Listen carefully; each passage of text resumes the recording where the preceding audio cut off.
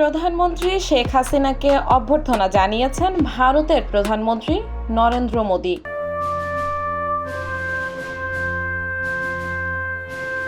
22 June সকালে বাংলাদেশের সরকার প্রধানকে স্বাগত জানাতে রাষ্ট্রপতি ভবনে লাল গালিচা বিছানো হয়।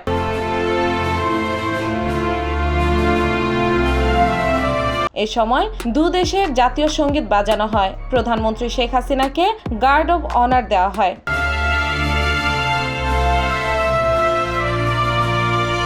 সংবর্ধনা অনুষ্ঠানে উপস্থিত ছিলেন দেশের সরকার শীর্ষ পর্যায়ের নেতারা।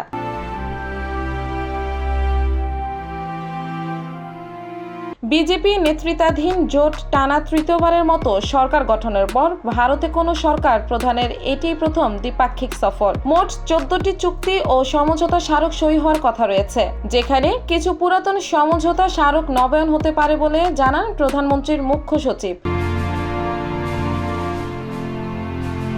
এর আগে 2 দিনের সফরে শুক্রবার ভারত সফরে যান বাংলাদেশের সরকার প্রধান।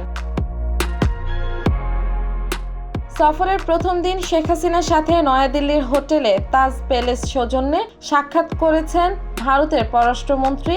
শনিবার ভারতের প্রধানমন্ত্রী নরেন্দ্র মোদির সাথে আলোচ্য বিষয়গুলো নিয়ে তাদের মধ্যে আলোচনা হয়।